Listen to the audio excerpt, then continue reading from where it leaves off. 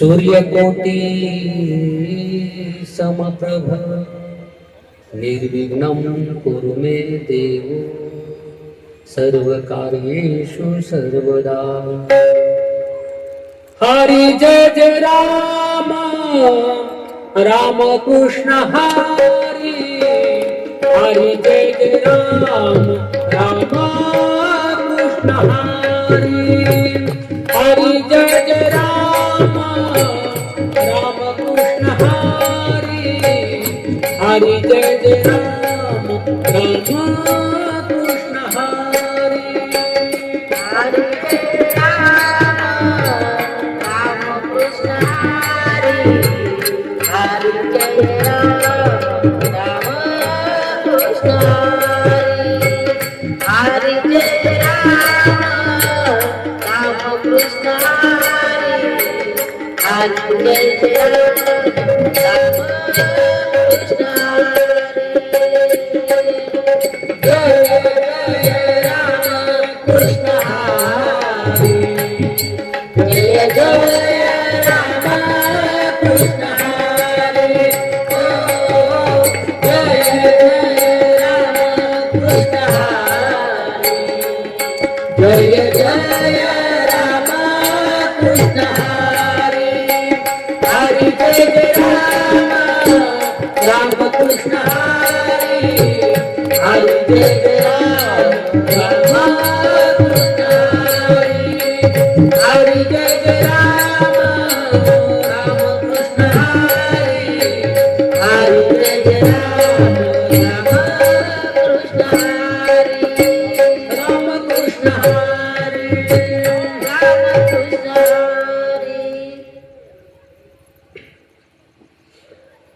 चरण हनुमंता तुम्हा आलो राम दूता, तुम्हा आलो राम दूता, तुम्हा आलो राम दूता, चरण हनुमंता तुम्हा आलो राम दूता, तुम्हा आलो राम दूता, तुम्हा आलो राम दूता, काय भक्तीच्या त्या वाटा मद गावाव्या सुभटा, मद गावाव्या सुभटा, मद गावाव्या सुभटा, काय भक्तीच्या त्या वाटा मद गावाव्या सुभटा, मद गावाव्या सुभटा, मद गावाव्या सुभटा, शुराधीरा स्वामी काजी तू सादर, स्वामी काजी तू सादर, स्वामी काजी तू सादर, स्वामी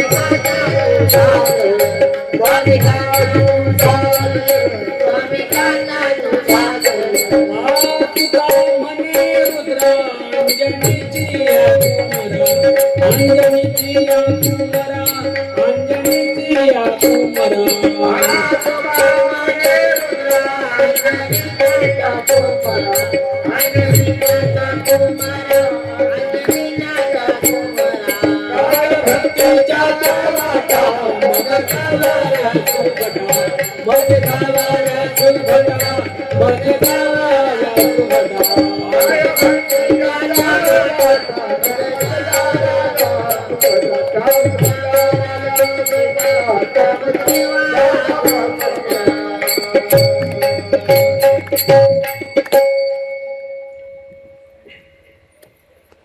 नमो विठ्ठला राजया पांडुरंगा, नमो रुक्मिणी माऊली ज्ञान गंगा, नमो पुंडलिका, नमो चंद्रभागा, नमस्कार माझा रुक्मिणी पांडुरंगा, नमो दानेश्वरा हो, नमो दानेश्वरा, नमो दानेश्वरा हो, नमो दानेश्वरा, नमो दानेश्वरा हो, नमो दानेश्वरा, नमो दानेश्वरा हो, नमो दानेश्वरा। यांनी मला फोन केला आणि महाराज म्हणले आमच्या वस्तीवर एक कार्यक्रम आहे, कार्यक्रम घ्याल का?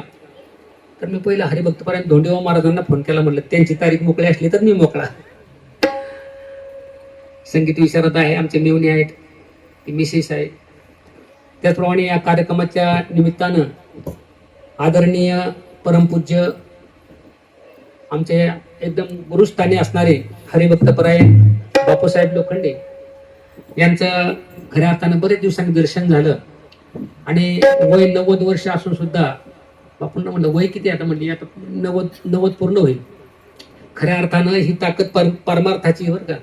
एवढं वय आणि एवढं वय राहणं आणि तंदुरुस्त राहणं खऱ्या अर्थानं त्यांचे चिरंजीव हरिभक्तपरायण सुरेशराव लोखंडे त्यांच्या मळ्यामध्ये योगाला भरपूर असं काम केलं महाराजांनी. माझी खूप जीवनामध्ये असा 22 वर्षाचा असेल त्यावेळेस जीवनामध्ये असा पडता काळ आला आणि त्या काळामध्ये खऱ्या अर्थाने लोखंडी परिवार आहे. त्यांच्या घरी शेती केली, फ्लावरचं पीक वगैरे, पोपट महाराज दसगुड्या आम्ही करायचो आणि खूप त्यांनी जेवणाचा डबा कधी आणूनच दिलं नाही घरी. म्हणले महाराज तुम्ही सगळे जेवत जा. म्हणजे आमचे दिवसभर चूल बंदच नसते. त्यांच्या आई असायच्यात, खूप जीव लावला त्यांना. देवाच्या घरी जाणं झालं आणि खऱ्या अर्थानं तुमचं दर्शन घडलं सर्वांचं. आणि या कार्यक्रमाच्या रूपानं आपण या ठिकाणी सुंदर असे नियोजन, लाईट नसताना सुद्धा एवढ्या वस्तीवर मला वाटलं तर लाईट नाही, वस्तीवर थोडीच माणसं येतील आहे की नाही, पण कार्यक्रमाच्या रूपानं खूप गर्दी असण्यापेक्षा दर्दी माणसं आहेत समोर. आणि बरेच वर्ष आपण या ठिकाणी कार्यक्रम करत आहात. आपल्या हनुमंतरायाचं दक्षिणमुखी हे जे मंदिर आहे खूप जागृत असं देवस्थान असतं. दक्षिणमुखी जे मारुतीराय आहेत ते आपण त्या ठिकाणी खूप पावित्र्य पाळावं लागतं आणि त्या ठिकाणी त्यांचं जे आरती असते, त्यांचं जे पूजा विधी आहे, दिवाबत्ती आहे, ते रोज नित्यनेमाने करत चला. कारण आपल्या इथं खऱ्या अर्थानं आपल्या सर्व वस्तीचं, सर्वांचं रक्षण करणार आहे दैवत आहे. संतांची कृपा झाली म्हणजे आपल्याला परमार्थ देवाची भेटी लवकर होते. उत्तम आपल्या सेवेकरता अभंग विश्ववंद्य महाराष्ट्र भूषण देहूगावचे सुप्रसिद्ध साधू, वैराग्याचे मूर्तिमंत पुतळे असणारे, कर्तुम अकर्तुम अन्यथा कर्तुम ह्या तीनही शक्ती ज्यांच्याकडं देवाकडे आहेत त्या शक्ती जगद्गुरु तुकोबरायांकडे आहेत महाराज. तुकोबराय म्हटलं तर तुकोबराय ह्या अभंगामध्ये सांगतात की शरण शरण हनुमंत, शरण शरणजी हनुमंता, जी शब्द वापरला की मी तुम्हाला शरण आलेलो आहे हनुमंतराया. मला भक्तीच्या वाटा काय आहेत त्या तुम्ही दाखवा. तुम्ही शूर आहात, तुम्ही धीर आहात, स्वामी कार्यामध्ये तुम्ही तत्पर आहात. तुकोबराय म्हणतात की अंजनीच्या कुमारा तुम्हाला मी शरण आहे. का शरण आहे तर भक्तीच्या वाटा काय आहेत ह्या तुम्ही मला दाखवा. आता खरं पाहिलं तर तुकोबराय सुद्धा एक भक्तच आहेत, एक संत आहेत. एक संत दुसऱ्या संतांना शरण जातात पहा. एक संत दुसऱ्या संतांना शरण जातात. तुकोबरायांचं जर पाहिलं तर तुकोबराय हनुमंतरायाला शरण जातात. हनुमंतरायालाच वाट का विचारतात, कारण भक्ती कशी करावी हे फार महत्वाचं आहे. मग तुकोबरायांकडे भक्ती नव्हती का?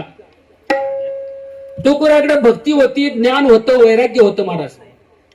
भक्ती ज्ञान आणि वैराग्य आगळा ऐसा नाही डोळा देखील. भक्ती ज्ञान वैराग्य तुकोबरायांकडे होतच ना. भक्तीच्या क्षेत्रात जर पाहिलं तर तुकोबरायांची भक्ती त्यांच्या पायाखालच्या मातीने विठ्ठल विठ्ठल म्हणावं. तुकोबरायांचे ज्ञान जर पाहिलं तर तुकोबरायांचे ज्ञान म्हणजे पंचम, त्या ठिकाणी वेद आहे, गाथा म्हणजे. आणि तुकोबरायांचे त्या ठिकाणी वैराग्य जर म्हटलं तर जाई जाई ओ माते न करी सायासा आम्ही विष्णुदास दैशन हो. अशाच प्रकारे तुकोबरायांचं कडकडीत वैराग्य, वैराग्याची मूर्तिमंत पुतळं जर म्हटलं तर जगद्गुरु तुकोबराय आहेत महाराज. त्या ठिकाणी त्यांच्या कट्टर शत्रूने सुद्धा त्यांचं वर्णन करावं. तुकिता तुलने से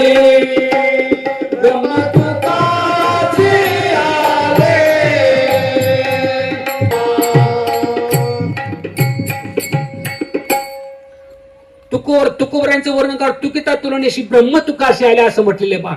वैराने सुद्धा त्यांचं वर्णन करावं रामेश्वर शास्त्रींनी. नुसतं तुकोबरायांचं वैराने वर्णन करू नये तर तुकोबरायांचं नुसतं नाव घेतलं तर जगाला ज्याची काळजी आहे, जगाला भीती वाटते, अशा काळाला सुद्धा भीती वाटावी तुकोबरायांच्या नावानं. राम तुकाराम तुकाराम तुकाराम हो तुकाराम तुकाराम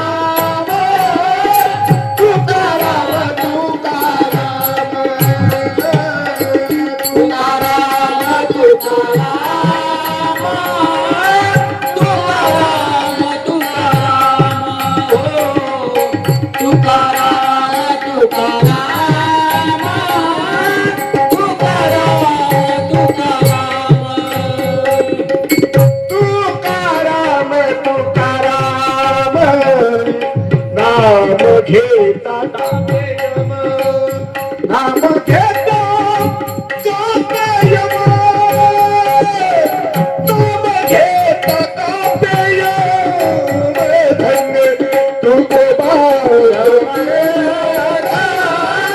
धन्य तुकोबार धन्य तुकोबार धन्य तुकोबार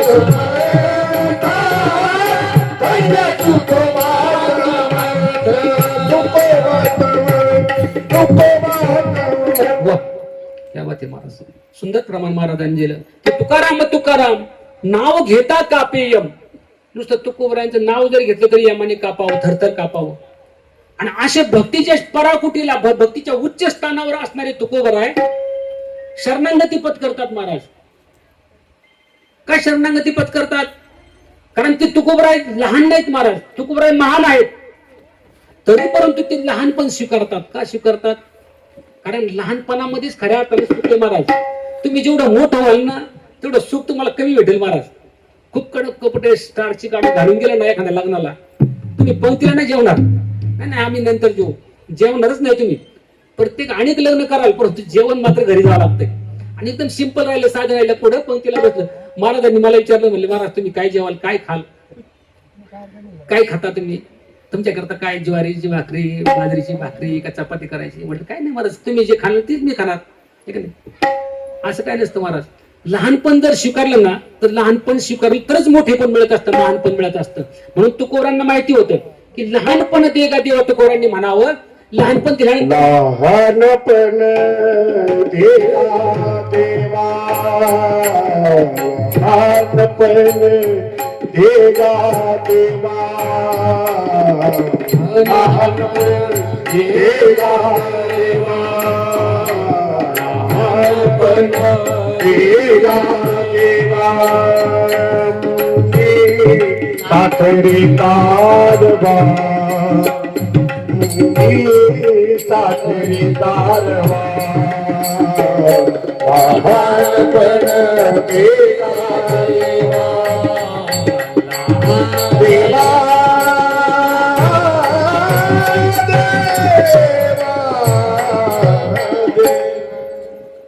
तुकोबराय संत असून सुद्धा एका संतांना शरण जातात.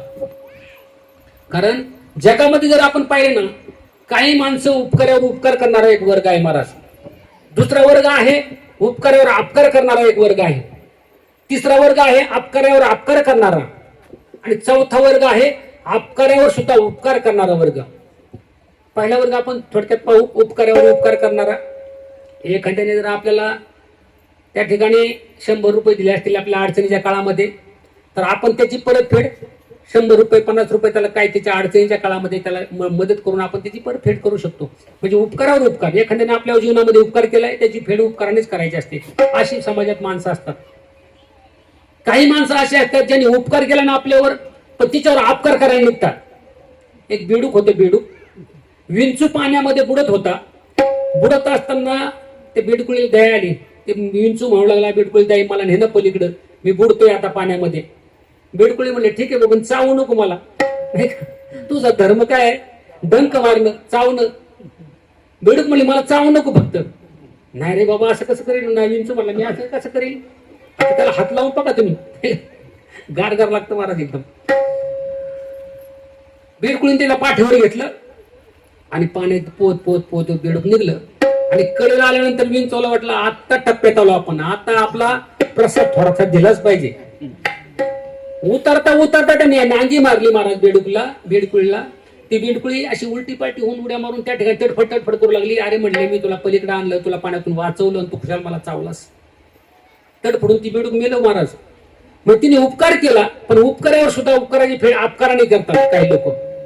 एखाद्याने किती चांगलं करू द्या पण त्याचं वाईट कसं होईल असं चिंतन करणारी माणसं भरपूर जगामध्ये आपल्याला पाहायला भेटतात. पण काही समाजामध्ये अशी माणसं आहेत महाराज, अपकारावर अपकार करणारी माणसं आहेत. गाडीने एखाद्याने टन मारला, कट मारला ना, त्याने शिवी दिली का इकून पण त्याला शिवीच देणार हा. कारण रामदास स्वामी म्हणतात धटाशी धट खटाशी खट आणि धटाशी उद्धट झाल्याची पाहिजे.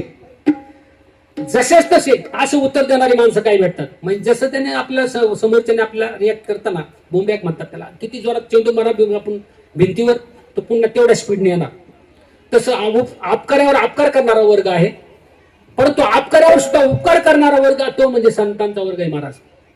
समाजाने किती त्रास देऊ द्या, परंतु त्याच्यावर उपकारच करणार. जगद्गुरु तुकोबरायांना मांबाजींनी, तुकोबरायांची म्हैस त्या ठिकाणी बागेमध्ये गेल्यानंतर मांबाजींनी काय केलं महाराज सर्वांना माहिती.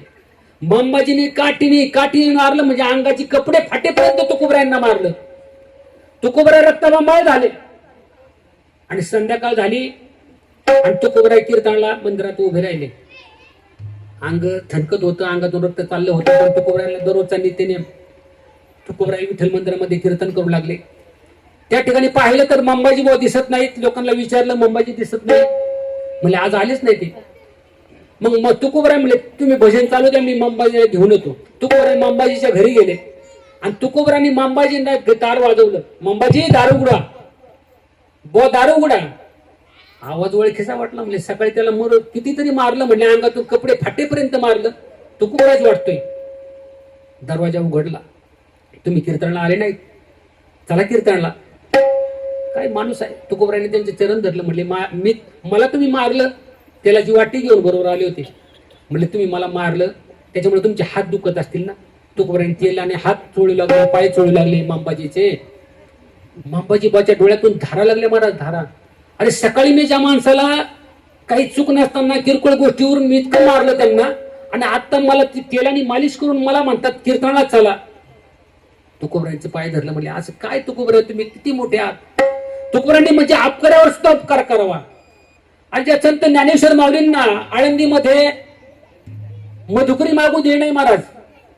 विसोबा खेचरांनी, निवृत्ती दादानी आणि ज्ञानदादानं त्या ठिकाणी मधुकरी मागण्याकरता जावं आळंदीमध्ये. आणि त्या ठिकाणी मुक्ताईला सोपानानं सांभाळावं. मुक्ताई चिमुरडी 7 वर्षाची, आणि सोपानाच बरोबर मुक्ताईला भूक लागली ना, मग त्या तिथं जंगलामध्ये फिरवायचा. मुक्ताईला दादा येतील आता आपल्याला मधुकरी घेऊन. थांबा मुक्ता. मुक्ता म्हणायची मला भूक लागली रे दादा, भूक लागली खूप आता मला. सोपाना मला भूक लागली. ज्ञानेश्वर माऊली आणि निवृत्ती दादा मधुकरी मागण्याकरता आळंदीमध्ये जावं. त्या ठिकाणी मधुकरी मागत असताना त्या ठिकाणी विसोबानं पाहावं. इकडे काट्यांनो काय आहे तुमच्या जवळ. ती पोरं घाबरली तिकडं. त्यांना वाटलं, त्यांना बोलवलं अलीकडं, या इकडं आले. म्हणजे काय काय काका काय झोळीमध्ये पाहू द्या. काही नाही, मधुकरी घेतली आम्हाला जेवण्याकरता. आता दुपारची वेळ झालेली. झोळी हिसकून घेतली. पाहिले झोळीमध्ये ते पीठ जमिनीवर ओतलं. ओतल्यानंतर त्या ठिकाणी विसोबांना म्हणू लागली निवृत्ती दादा, ज्ञानदादा त्यांना हात पाठीमागे ओढतात. म्हणते ते बाबा मारतील तुम्हाला, नका पुढे जाऊ. नाही म्हटले. ज्यांनी आई वडील माझे जात असताना मला रात्रीच्या वेळेस त्यांनी मला सांगितलं, मला पोटाशी धरलं. निवृत्ती अरे आभाळाच्या शाळेखाली ह्या भावंडाला तुझ्या जबाबदारीवर सोडून चाललो आम्ही, यांचा तू सांभाळ कर. यांना कशाची कमतरता भासू देऊ नकोस. ज्ञानदादा हट्टी आहे, मुक्ताई खूप लहान आहे, सोपाना लहान आहे. गेले निवृत्ती दादा समोर, आणि समोर गेल्यानंतर झोळीतून, मला माहिती तू झोळीतलं पीठ घेणार आला, झोळी ओतून दिली जमिनीवर. ओतून दिल्यानंतर पुन्हा निवृत्ती जवळ चालले तर त्यांनी खेटराने ते पीठ पाणी मातीमध्ये मिक्स केलं. महाराज मला माहिती तू मातीतलं पीठ सुद्धा उचलून घेशील. आणि खऱ्या अर्थानं डोळ्यातून आसवं चाललेली जड अंतकरणानं त्या ठिकाणी पर्णकुटीवर आले आणि अक्षरशः त्या दिवशी पाणी पिऊन झोपले. महाराज चारही भावंड पाणी पिऊन झोपले. मुक्ताईने निवृत्ती दादांना ते मांड करण्याकरता खापराचं भांड नाही मिळून दिलं महाराज. परंतु विसोबांनी त्या ठिकाणी मांडी कशी करतात पाहावं म्हणून त्यांनी काय केलं, ते त्या देवळीतून पाहू लागले, खिडकीतून पाहू लागले. तर ज्ञानदादा उन्वय झालेले त्यांच्या पाठीवर मांडे भाजत होती मुक्ताई. त्यांना वाटलं काय चमत्कार आहे. म्हटलं यांना मी खापर मिळू दिले नाही, किती मोठा चमत्कार आहे. त्या ठिकाणी विसोबांना चमत्कार वाटला. विसोबांनी पाहिलं आणि ते मांड समोर घेतल्यानंतर विसोबा पळत आले. त्यांना वाटले एवढे मोठे ज्ञानी एवढे मोठे आपल्याला नाही समजलं त्यांचं महत्व. विश्वबांना वाटलं त्यातला हे थोडा का होईना प्रसाद आपल्याला मिळावा म्हणून पळत गेले आणि झट दिसल्या मांड्यात मांडे घ्यायला लागले. तर ज्ञानदादांनी पाठीमागं त्यांना सांगलं, दूर हो खेचरा. विश्वबा चाटी त्यांचं नाव पहिलं, परंतु ज्ञानदाने म्हटले खेचरासारखं ओढून काय घेतोस, दूर हो खेचरा. म्हणून थोडासा स्पर्श झाला कोणाला, विश्वबांना. आणि हातात एक थोडासा तुकडा हातामध्ये त्या मांड्याचा आला, पण तोंडामध्ये टाकला आणि ब्रह्मानंदाची प्राप्ती झाली. महाराज त्यांना ब्रह्मानंदाची प्राप्ती झाली. म्हणजे आपण म्हणतो ना, चंदनाचे हात पाये ही चंदन, परिसराही हिन कोणी अंग. संतांचे हात हे चंदनाप्रमाणे असतात, पाय सुद्धा चंदनाप्रमाणे असतात. नुसता त्यांचा स्पर्श झाला ना तरी आपल्या जीवनाचं कल्याण होतं. महाराज पाय ही चंदनाचे हात, पाय ही चंदना, परिसराही हिन कोणी अंग.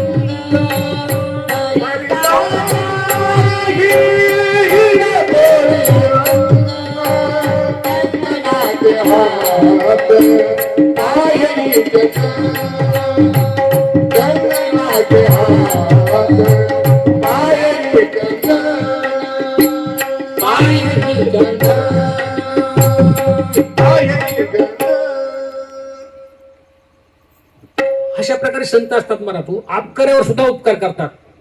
जगद्गुरु तुकोबरायांनी सुद्धा त्या ठिकाणी उपकारच केला ना. त्यांनी ज्यांनी त्रास दिला, म्हणे रामेश्वर भट्ट दुजा, तुका विष्णू नाही दुजा.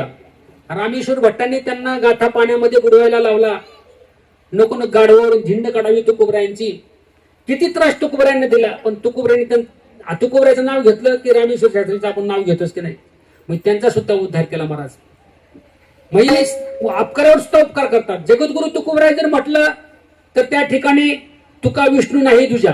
विष्णू भगवंताचा अवतार तुकोबराय, आणि विष्णू भगवंताचे अवतार असल्यामुळे तुकोबराय शरण कोणाला जातात, हनुमंतरायला जातात. मग हनुमंतराय कोण आहेत बुवा, आहे का नाही, असा प्रश्न आपल्याला पडला पाहिजे ना. म्हणजे हनुमंतराय कोण होते तर तुम्हाला सांगेल, ज्ञानेश्वर माऊलींनी त्याचं उत्तर दिलं बरं का बापू. ज्ञानेश्वर माऊलींनी म्हणावं हनुमंतराय कोण आहेत, तर ध्वजस्तंभावरी वानरू तो मूर्तिमंत शंकरू, ती सारथी शारंग धरू अर्जुनेशी. भगवंतानं त्या ठिकाणी रथाचं त्या सारथ्य करावं. आणि ध्वजाच्या स्तंभावर कोण आहे, ध्वजस्तंभावरी वानरू तो मूर्तिमंत शंकरू. भगवान शंकराचा अवतार म्हटलं तर हनुमंतराय महाराज. आता भगवान शंकराचा अवतार कसा आहे, हनुमंतराय कसे आहेत हे जर सांगायचं झालं तर त्यांना आपण शंकर सुमन म्हणतो, केसरी नंदन म्हणतो, पवन सुत म्हणतो, त्याचप्रमाणे आपण सूर्यपुत्रही म्हणतो. मग सूर्य काय, सूर्याचे पुत्र आहेत का ते, तो सूर्य गुरु आहेत हनुमंतरायाचे. मग सूर्यनारायणाचे त्या ठिकाणी दर्शन घेतलं की हनुमंतरायाची कृपा, हनुमंतरायाचे दर्शन घेतलं तर सूर्यनारायणाची कृपा होते. गुरुस्थानी आहेत आणि गुरु आपल्याला पित्या समान असतो, म्हणून त्या ठिकाणी सूर्यपुत्र त्यांना म्हटलं जातं. पवनसुत का म्हणतात त्याची कथा तुम्हाला थोड्या वेळामध्ये सांगेल. बऱ्याचशा महाराजांनी तुम्हाला सांगितलं असेल, कारण आपली संतांची भूमी आहे. देवदैठण हे गाव आपलं काही सर्वसामान्य गाव नाही. आमचं जसं रामलिंग आहे आणि रामलिंगच या ठिकाणी वारसा या ठिकाणी आपल्याला एकमेकाला लाभलेला आहे. रामलिंग मध्ये संत श्रेष्ठ निळोबारा यांचा जन्म झाला. त्याचप्रमाणे संत श्रेष्ठ निमराज महाराज हे सुद्धा रामलिंगच्या कृपेने झालेले आहेत. त्यांचे आई वडील कोकडीच्या डोंगरावर त्या ठिकाणी राहायचे, तिथून निंबाचा पाला आणायचा आणि त्या ठिकाणी आणल्यानंतर त्या रामलिंगच्या त्या पहिल्या पायरीवर त्या ठिकाणी खड्डा होता नाना बरं का. ह्या लोकांनी बुजून टाकला, माडगुले वगैरे बसवले त्याच्यावर.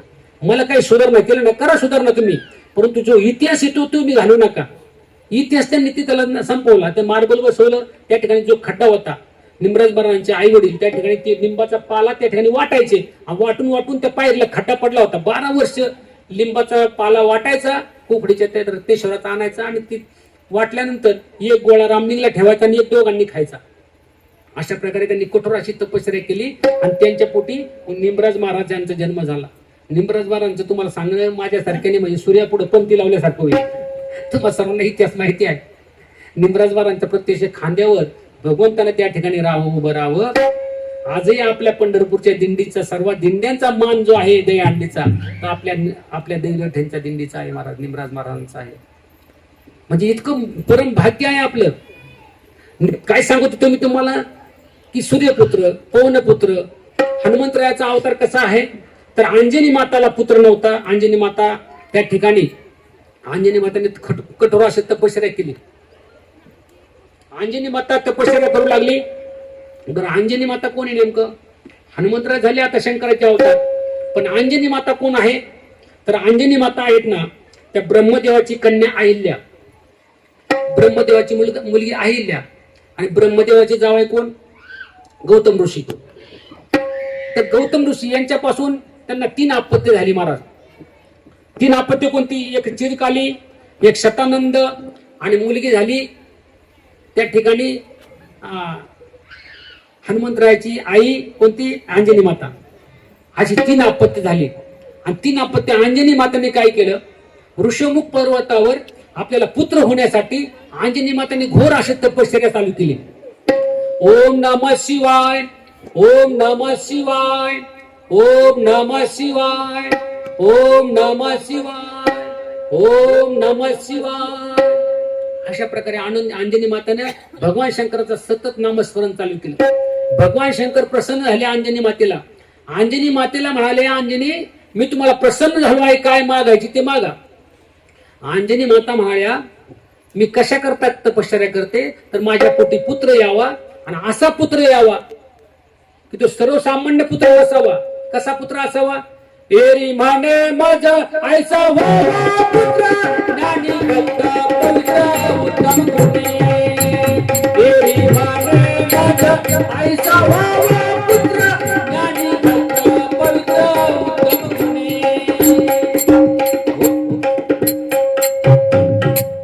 असा पुत्र माझ्या पोटी दे, असा पुत्र दे.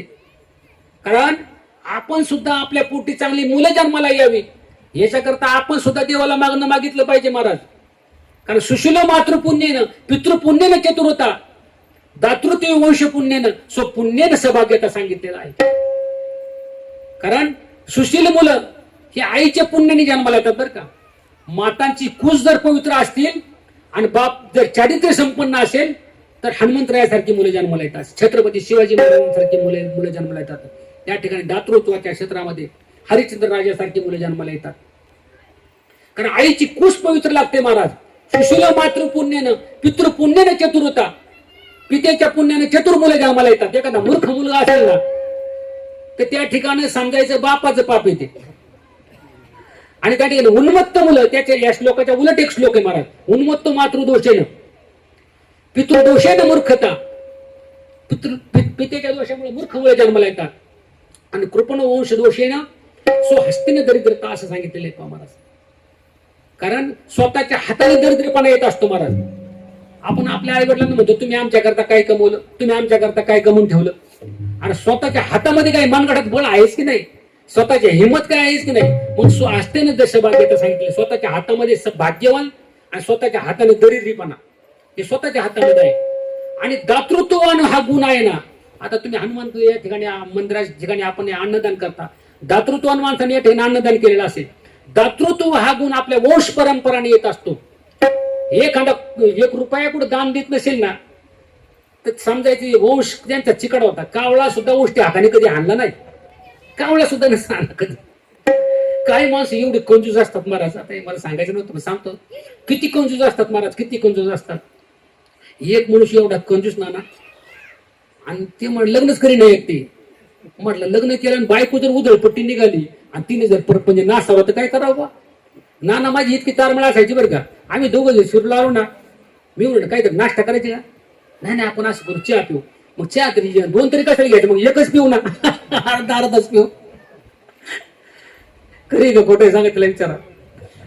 असं इतकं काय काय इतकी कंजूस महाराज. मी तारमळा असं द्यावं, परंतु चांगल्यापणा सुद्धा माणसाने कंजूसपणा करू नये ना.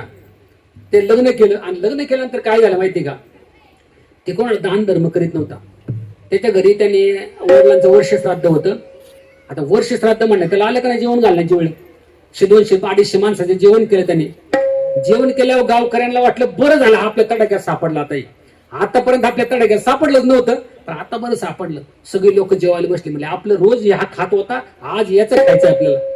लोक सगळी बाया सावरून बसले, सगळेजण घरदार असकडे आली, बसले जेवायला बसल्यानंतर लोक एक जेवायला बसल्यानंतर म्हणजे जेवा, म्हणजे थांबा एक जण मला थांबा जेवू नका, म्हणजे ताटात जर तूप वाढलं ना तरच जेवायचं बरं का बाबा.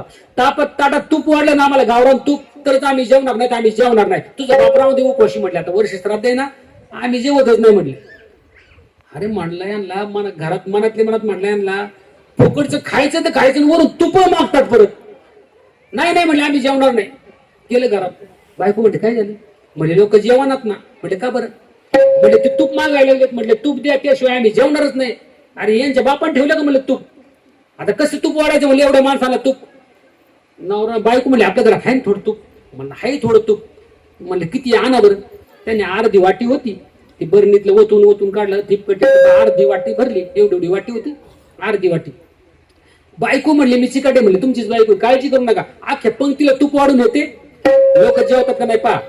हे म्हणलं कसं काय वाढी चमच्यात, आता एक चमचा जर वाढायचं म्हटलं तर ही वाटी कशी पुरेल, 10 माणसाला नाही पुरणार ना, कसं वाढणार तूप. नवरा बसला आतमध्ये, खिडकीत बसला आतमध्ये, म्हटलं काय करते बायको काय माहिती. आता हे गेलं आतमध्ये, बायको गेली पुढे तूप वाढायला, आणि तूप वाढून आली, आणि नवरा बसला होता डोक्याला हात लावून. म्हणलं तर काय करायचं.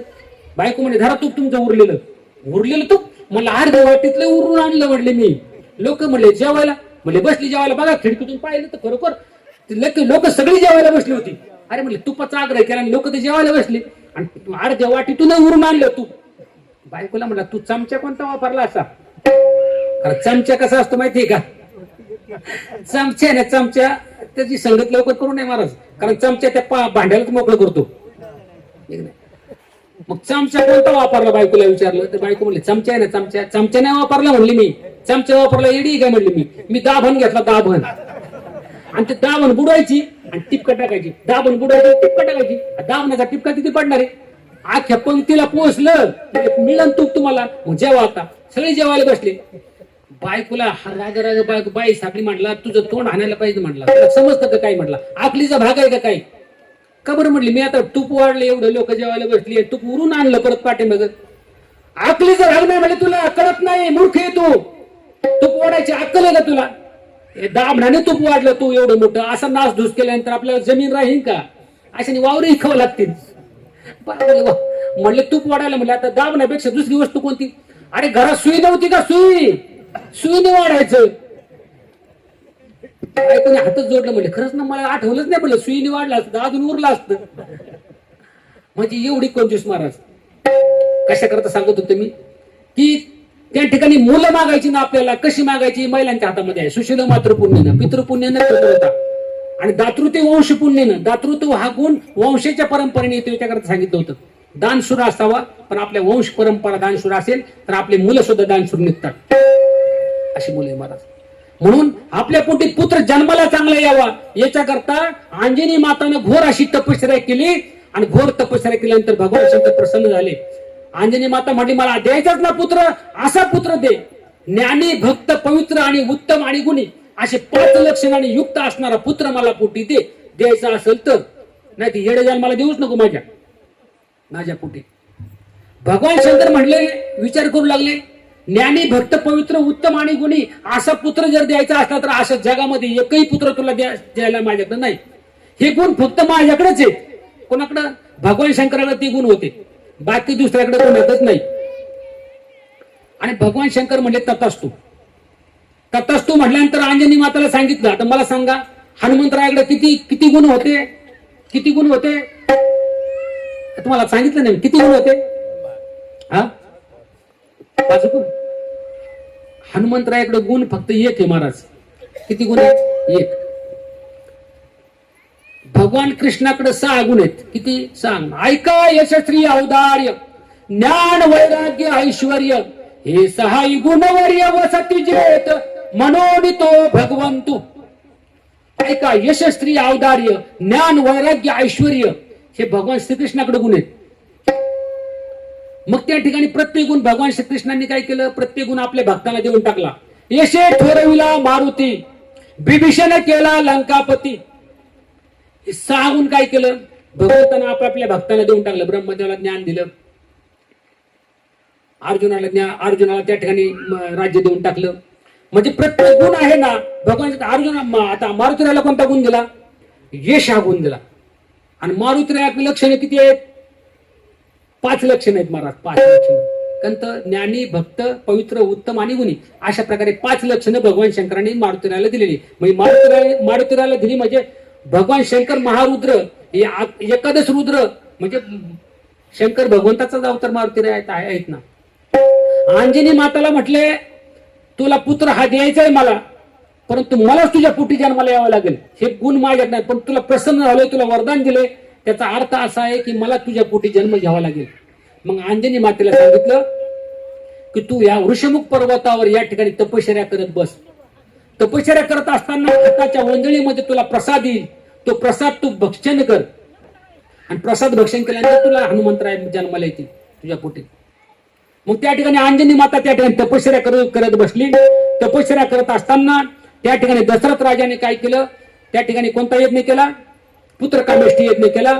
पुत्रकामेष्टी यज्ञामध्ये अग्निदेव प्रसन्न झाले. अग्निदेवाने प्रसाद दिला आणि दशरथ राजाला सांगितलं की तुझ्या 3 राण्यांना तू देऊन टाक. कौशल्या, सुमित्रा आणि कैकेयीला हा 3 राण्यांना तो प्रसाद दिला.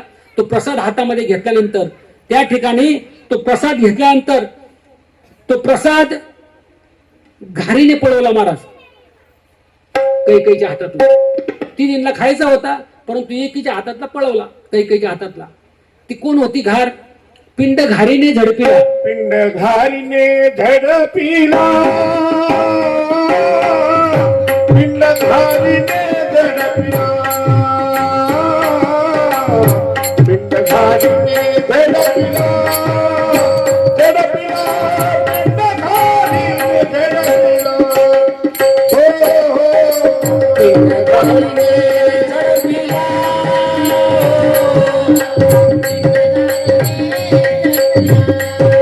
पलीकडचा आवाज आहे.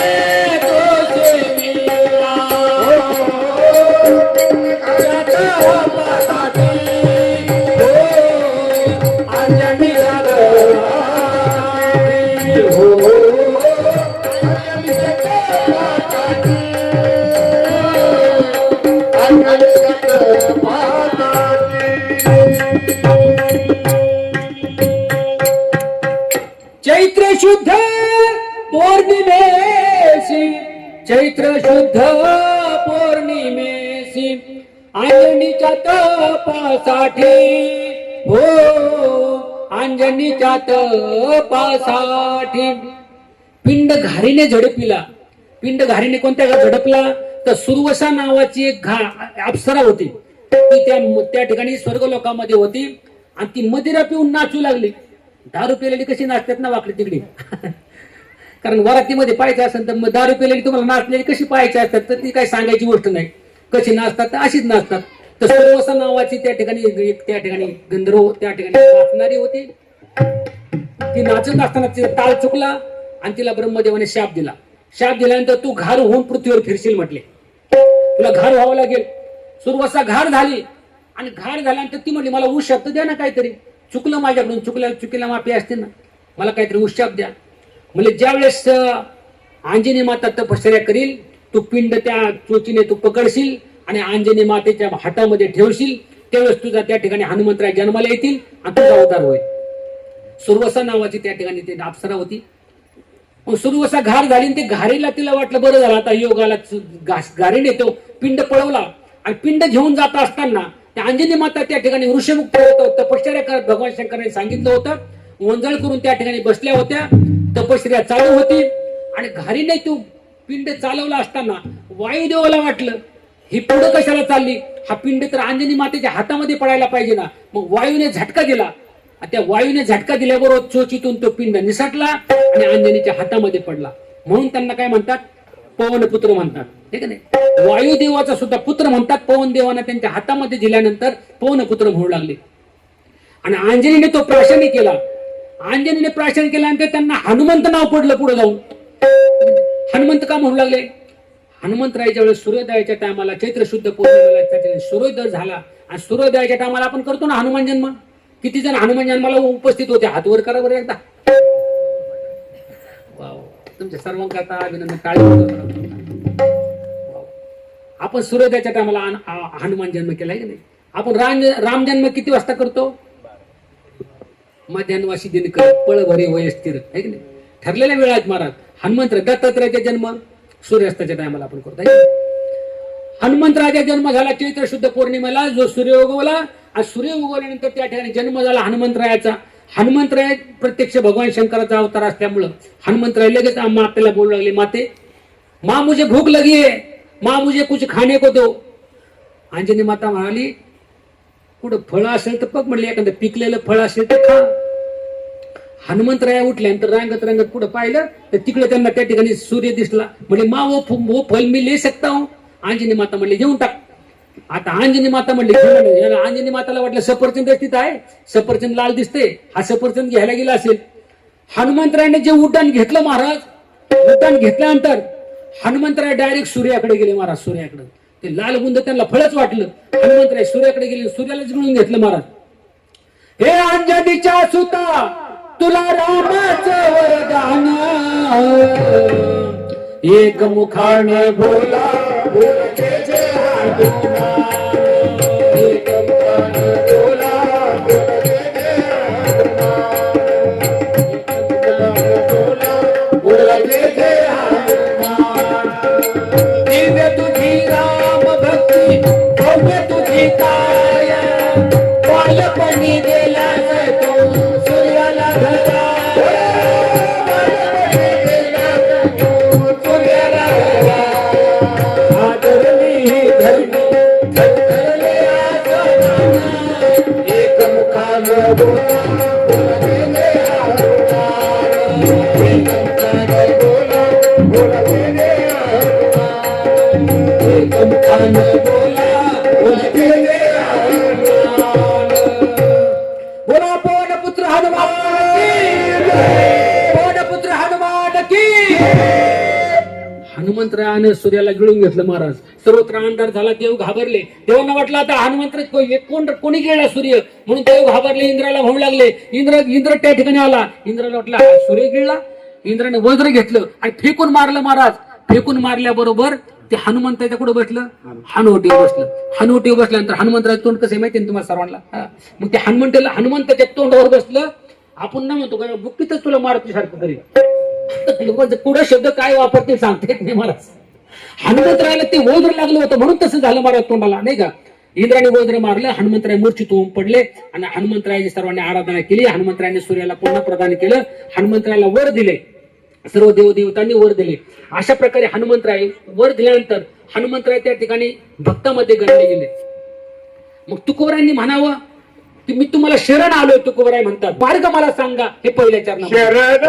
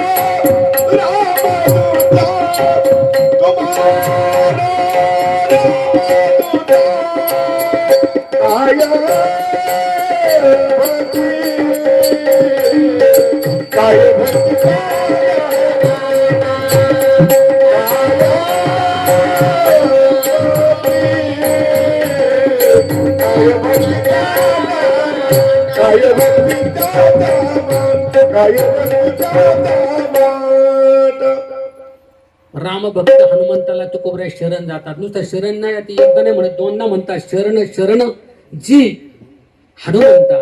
जी शब्द कुठं वापरतो आपण? आदरवाचक शब्द आहे. एखाद्या नवऱ्याने बायकोला हात मारली ना तर बायकोने जी म्हणावं, जी म्हणावं.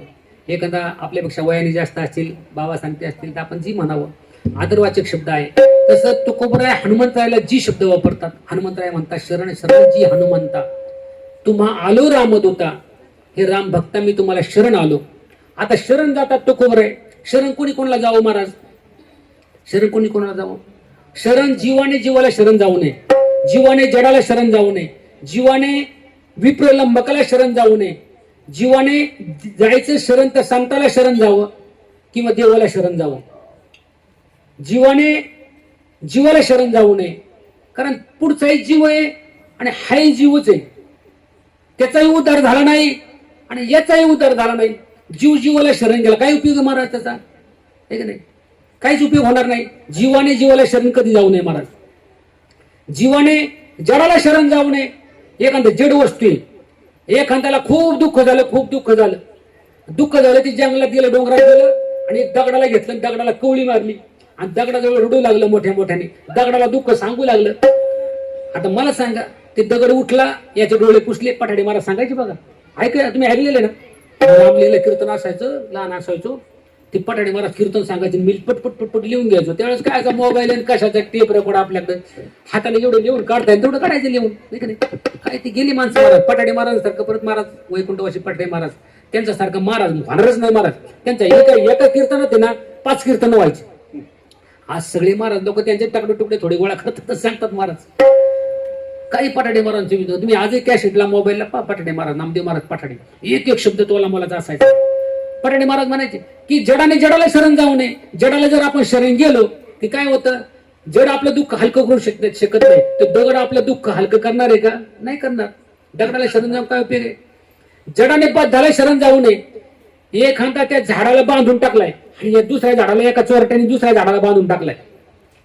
हा काय म्हणतोय त्याला, अरे मला सोड ना थोडं राव, मला खूप भूक लागली, मला थोडंच बाहेर जायचंय. आता ते मला तुला सोडलं असतं, पण मला जिकडे बांधून टाकले, मी तरी कसं सोडू तुला? असंच आहे ना. ह्या झाडाला एक बांधलाय, त्या झाडाला एक बांधलाय, रात्रभर कोणी जवळ नाही. आता यालाही बांधलाय, त्यालाही बांधलाय. तसं आहे प्रपंचामध्ये. हे प्रपंची माणसं बद्ध झालेली आहेत, प्रपंचामध्ये गुंतलेली आहेत महाराज. आणि त्या प्रपंचामध्ये गुंतलेल्या माणसाला, प्रपंचामध्ये बद्ध झालेल्या माणसांना, ते काय दुसऱ्याचं दुःख हलकं करणार आहे? ते काय दुसऱ्याला सोडवणार आहे? नाही सोडवणार महाराज. कारण प्रपंच असा एक पिंजरा आहे महाराज, त्या पिंजऱ्यामध्ये जाता येतं पण बाहेर निघता येत नाही महाराज. जसं बिबट्याला पकडाय पिंजरा असतो ना, बिबट्या एखाद्या आतमध्ये गेला की ते पडलं झाकणवरून का ते गुतलं आतमध्ये जाऊन, त्याला परत बाहेर निघता येत नाही. प्रपंच असा एक पिंजरा आहे, असं एक कुलूप आहे महाराज.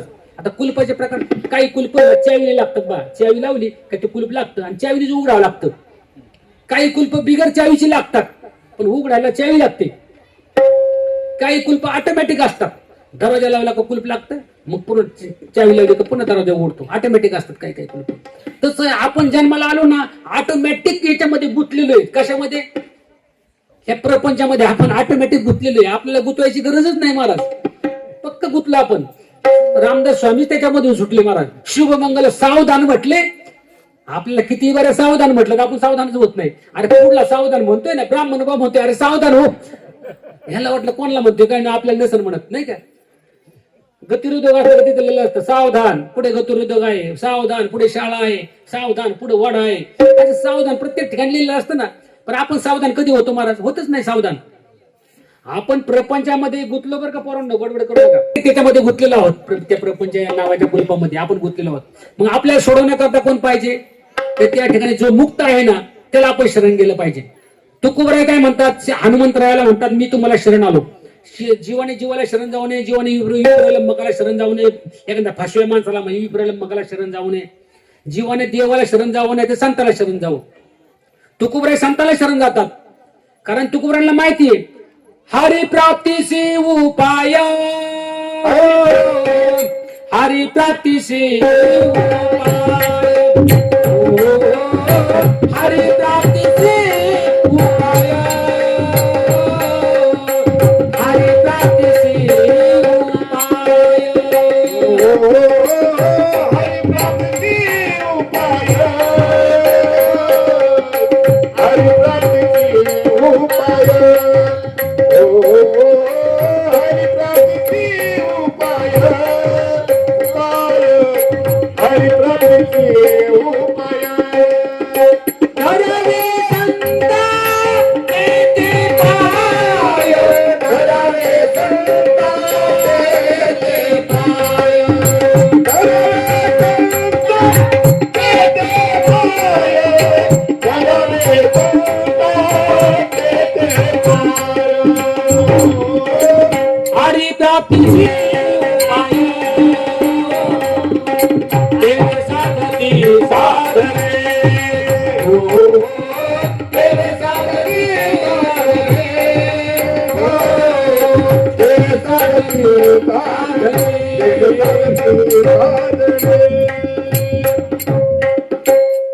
संतांना शरण जावं. संतांना शरण जायला गेल्यानंतर काय होतं? संताविना प्राप्ती नाही, ऐसे वेद तिथी ग्वाही. संतांना शरण गेलं तर बर परमेश्वराची आपल्याला प्राप्ती होऊ शकते महाराज. दुसऱ्याला आपण शरण जाऊन उपयोग नाही. त्याकरता तुकोबरांनी ओळखलं की आपण जर आता हनुमंतराला शरण गेल्यानंतर, संतांना शरण गेल्यानंतर त्याचा डबल फायदा आहे महाराज, डबल फायदा आहे. कारण संतांची सेवा केलेली भगवंताला खूप आवडते महाराज. तेही प्राणापर होते, मज आवडते ते निवृत्ते, जे संत चरित्राते प्रशंसती. कारण भक्ताची जो सेवा करतो ना त्याला लवकर देव प्रसन्न होतो महाराज. भक्ताची सेवा केली, तुम्ही देवाची सेवा करून देव तुम्हाला लवकर भेटणार नाही, वेळेस एखाद्या वेळेस भेटणार पण नाही. परंतु तुम्ही संतांची सेवा करा, देव तुम्हाला पहिला भेटल्याशिवाय राहणार नाही. जगद्गुरु तुकोबांची सेवा कोण करत होतं? त्यांची पत्नी जिजाऊ करत होते. जिजाऊंचा काटा काढण्याच्या निमित्तानं देवाने दर्शन कोण दिलं? आधी जिजाऊंना, जिजाबाईंना दिलं की नाही? म्हणजे त्यांची सेवा करा. संतांची सेवा केल्यानंतर लवकरात लवकर भगवंताची प्राप्ती होते महाराज.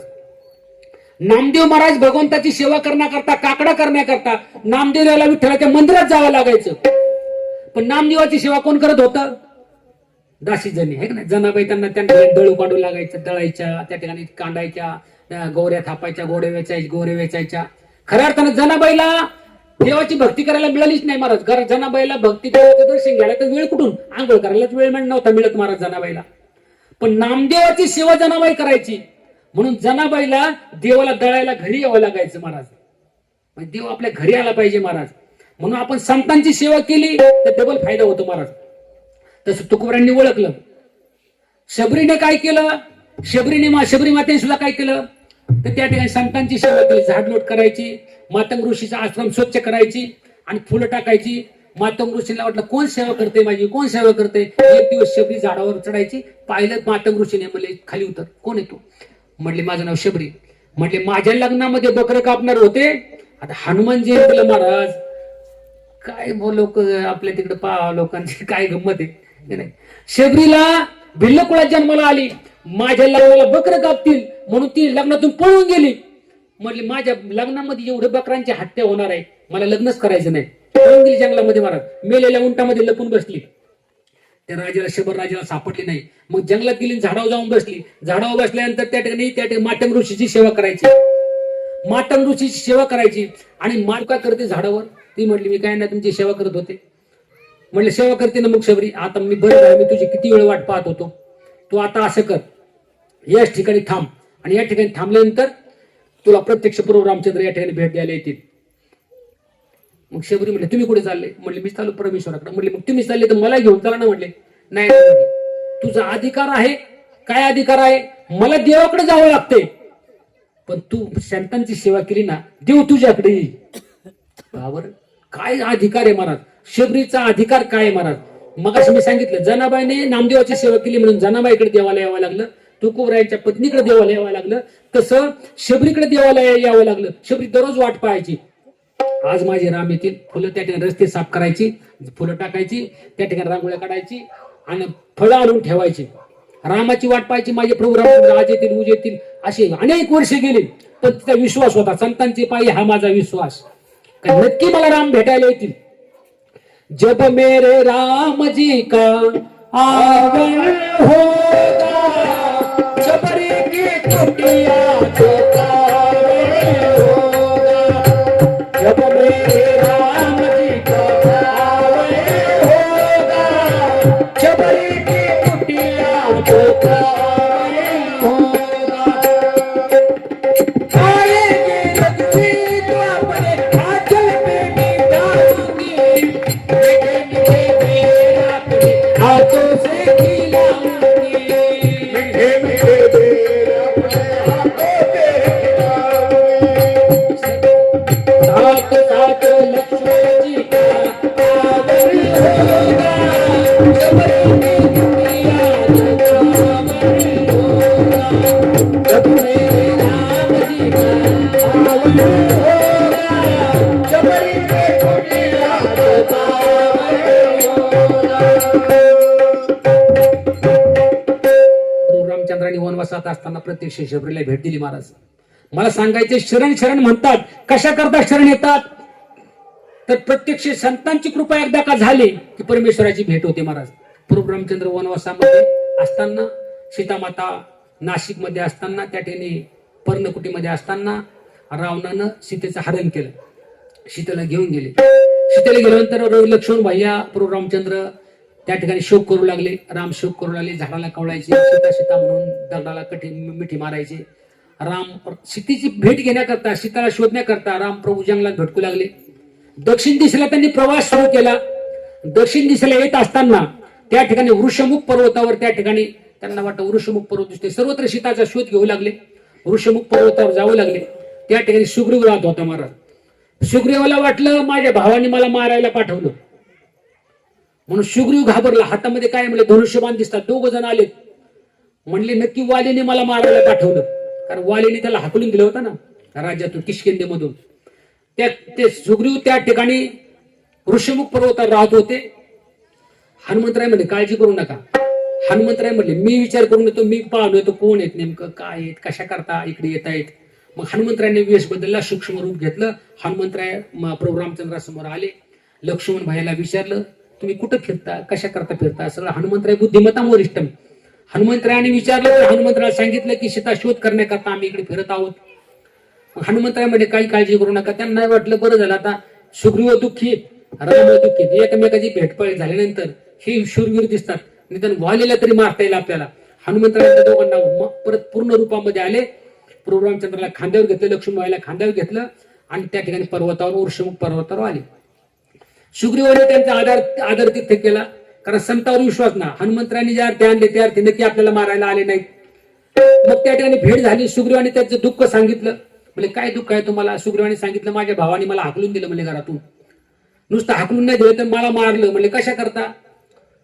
म्हणले मग इथं मारायला येत नाही का तुझा भाऊ. म्हणले या वृषमुख पर्वतावर येत नाही म्हटले, कारण एकदा दुर्मद नावाचा राक्षस त्या ठिकाणी घनघोर असं माझ्या भावाचं युद्ध झालं. त्यांनी युद्धाला आमंत्रित केलं दुर्मदानं, कोणाला, वालीला. आणि वालीचं त्याचं घनघोर असं युद्ध झालं. वालीने त्याला ताडण केल्यावर तो पळत सुटला. पळत गेला नाही का, गुहेत लपून बसला. वाली त्याच्या पाठीमागे गेला. आणि वाली गेल्यानंतर त्या ठिकाणी सुग्रीवाला सांगितलं, भावाला सांगितलं तू आता गुहेच्या तोंडावर उभा राहा. मी जोपर्यंत बाहेर येत नाही तोपर्यंत इथून हलायचं नाही.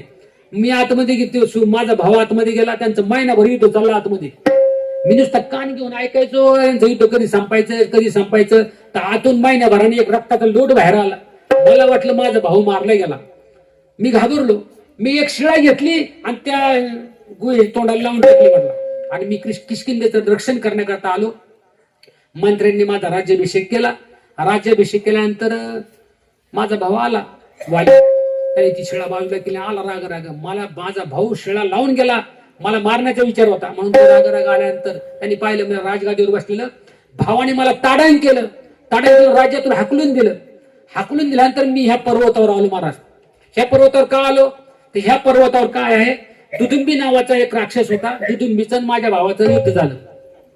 दुदुंबीने काय केलं, एका रेड्याचं रूप घेतलं आणि त्याच्याशी युद्ध करू लागला. त्या वालीने काय केलं, त्याची शिंगच उपसली आणि त्याचा रक्ताचा लोट आहे ना, त्या ठिकाणी रक्त कुठं पडलं, मातंग ऋषींचा आश्रम आहे. त्या मातंग ऋषीच्या आश्रमात रक्त पडल्यानंतर मातंग ऋषींनी शाप दिला, वानरा जर तू या ठिकाणी आलास तर तू फार वर्षी तू मरशील.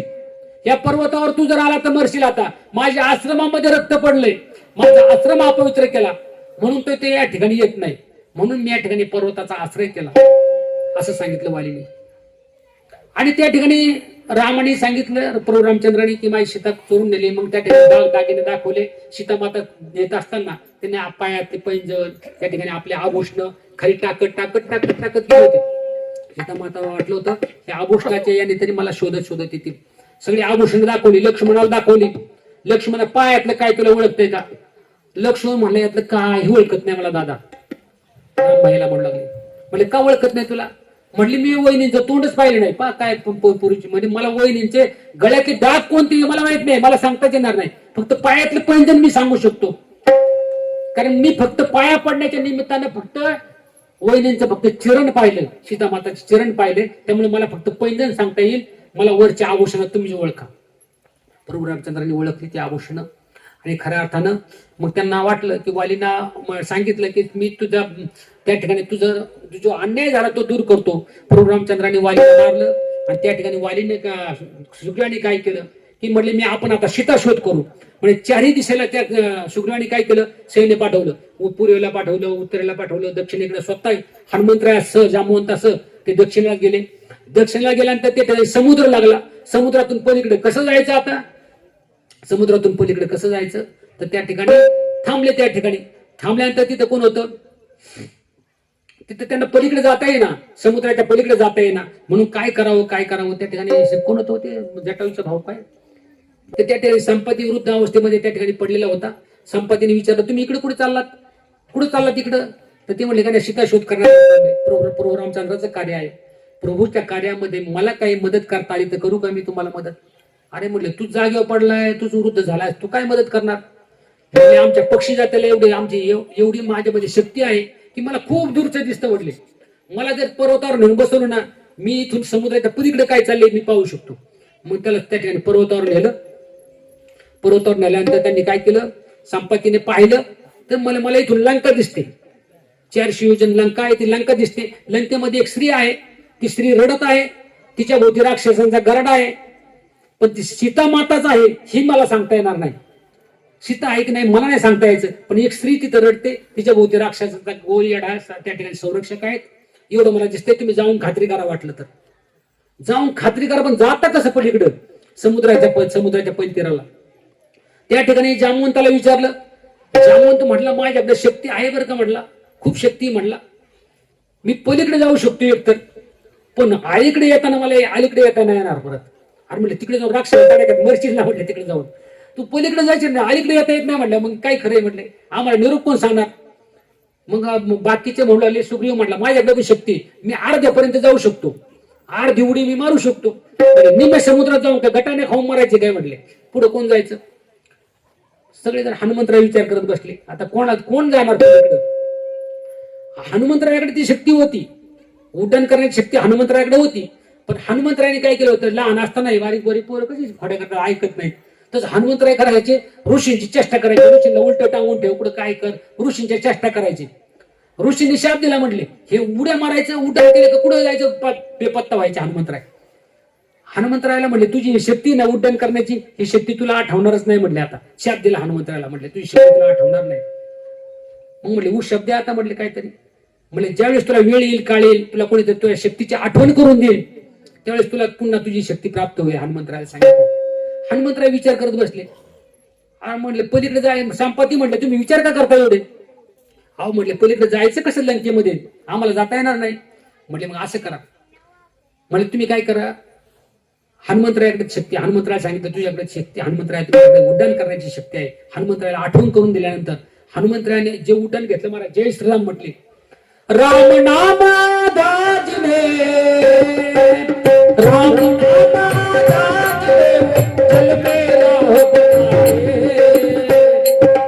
जिन पर के तारा करे, पत्थर भीतर जाते, जिन पर के तारा करे, पत्थर भीतर जाते. राम श्री राम श्री राम जय राम, राम श्री राम श्री राम जय राम, श्री राम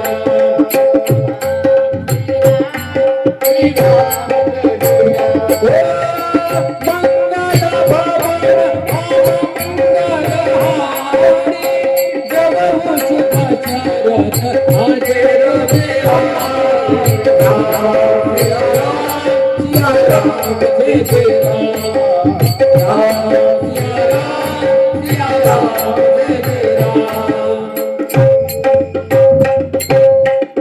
हनुमंतराया मुद्रिका होती. हनुमंतराय उड्डाण केलं, लंकेमध्ये गेले. लंकेमध्ये गेल्यानंतर लंकेत ओळखायचं कसं, सीता माता कुठे आहे कसं ओळखायचं. प्रत्येक ठिकाणी हनुमंतराय जायचे. हनुमंतरायला मंदिरासारखी घरं वाटायची, सुंदर मंदिर वाटायचं. आतमध्ये गेले पाहिले तर राक्षसाचं मदिरापान चाललेलं, कोणी मांस भक्षण करते. हनुमंतराय परत बाहेर यायचे. प्रत्येक घर प्रत्येक तपासलं मारुतीरायाने. मारुतीरायाला सीता माता काही सापडे ना. हनुमंतरायाला एक घर, सुंदर असं घर दिसलं, सुंदर घर दिसलं. घरापुढे एक सुंदर असं तुळशी वृंदावन दिसलं आणि बाजूला एक सुंदर असं भगवंताचं हरीचं मंदिर दिसलं. हनुमंतरायाला वाटतं एवढंच राहिले आता. हनुमंतराय पुढे गेले. हनुमंतरायला वाटत दारामध्ये तुळशी वृंदावन, अख्खी लंका फिरलो पण लंकेमध्ये कुठं तुळशी वृंदावन मला सापडलं नाही. पण ह्या दारामध्ये तुळशी वृंदावन दिसते ना, नक्की हरिभक्त परायणाचं घर असलं पाहिजे. हरिभक्त परायणाचे जे घर आहेत ना त्यांच्या दारापुढे नक्की तुळशी वृंदावन असतं. पण ज्याच्या दारापुढे तुळशी वृंदावन सुंदर असं बंगल्या पुढे आहे असंही समजायचं नाही की ते हरिभक्त परायणाचं घर असेल.